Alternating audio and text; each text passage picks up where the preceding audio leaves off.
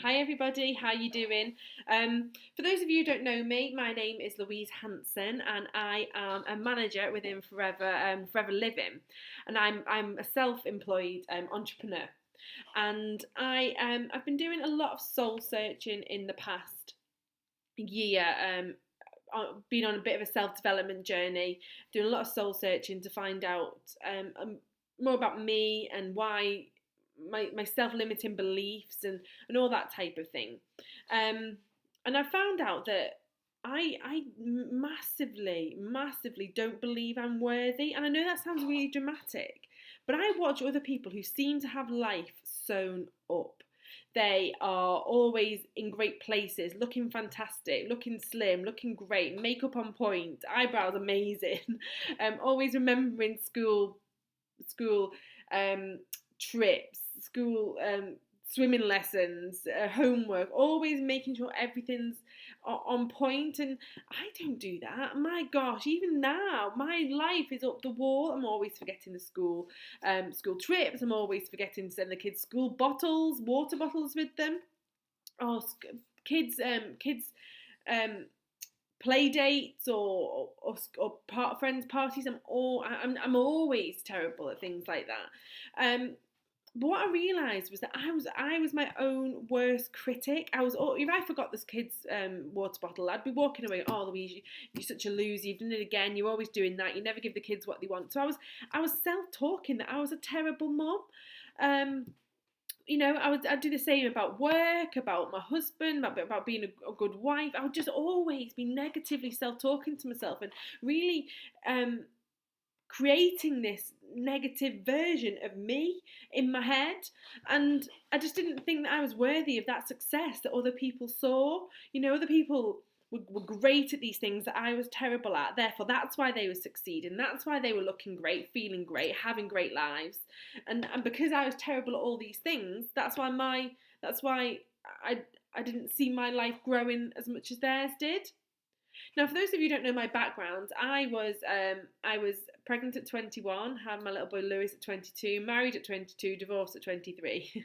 And from 23 onwards, I worked really hard. I put myself into jobs that I probably had no place being in. I was buying manager. I was winging it quite a lot of the time. I was working my arse off. And now looking back, I know I was working really hard to prove I could do it, prove I could provide for Lewis, prove I could be a good mum, be a good businesswoman, just prove that I could do all these things because I'd failed. I'd failed at being a wife. I'd failed at giving Lewis a really secure family unit. I'd failed at those things, so I had to succeed. I had to be good at things. But I missed out on promotions. I missed out on working as hard as other people work because I had children at home. I remarried, so I had a husband and more children.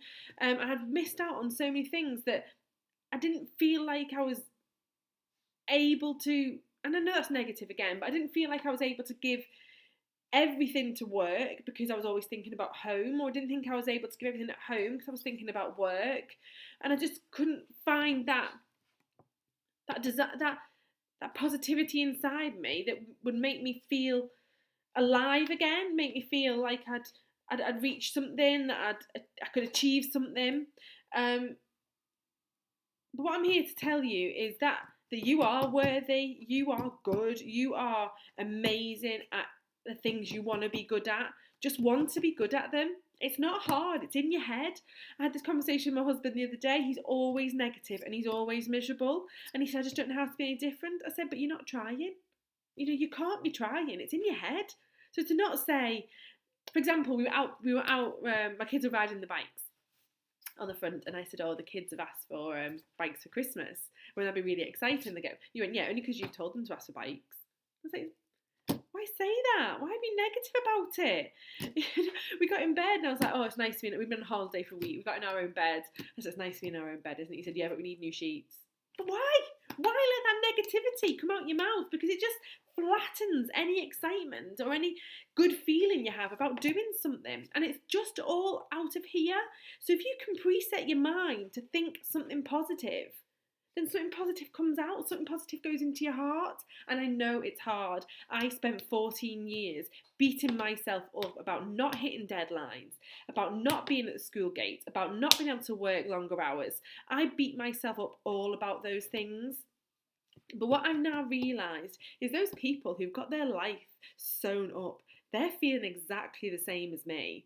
You know, those people who are remembering remembering every school trip. It's because they've taught themselves to, or they're writing it down. They're still feeling, oh my God, I've got to get the school trip sorted. They've just learnt to cope a little bit differently than I have. You know, I'm a good mum. My kids love me. I am there at the school gates. I'm not saying that makes me a better mum than people that aren't, but for me, that is what I wanted. When I had children, I wanted to be that mum. I wanted to be the mum that gave them the dinner when they came home, that monitored how much TV they watched, that made them do their homework. That's the mum I wanted to be. Now I am that mum, and I know I'm doing well at it. I've got a business that's growing month on month and it's providing me an income, which means I don't have to go back to the 9 to 5. I know I'm good at that. I'm helping other people achieve everything they want to achieve, whether it's a couple of £100 a month, working around around their current jobs, or whether it's building up an income, which means they can leave their current jobs and be the person they want to be. I'm helping those people do that. I know I'm good at that. And it might sound conceited and it might sound a bit go me and I'm great. But if you're not going to be your own cheerleader, who else is? No one else is going to come over and go, do you know what, you're really good at this, you're really good at that. And I spent so long in Sainsbury's and in Findel and in Handsome at my corporate career wanting someone to give me a pat on the back and say, well done, Lou, that range was really good. That's and I think that's a really good product, whatever it was. I wanted someone to say that to me. And in the corporate world, you can get that to an extent because you've got your PDRs, you've got your assessments, you've got your promotion panels.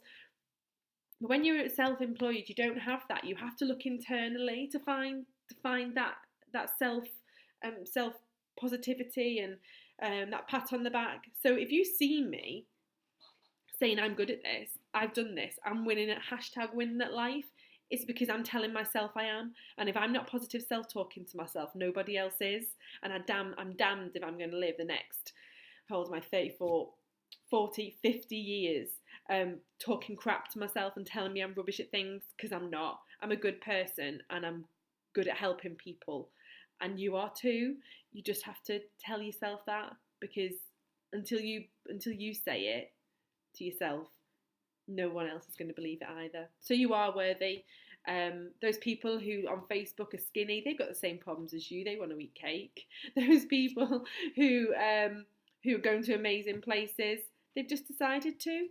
You can do that as well. I'm giving you permission to.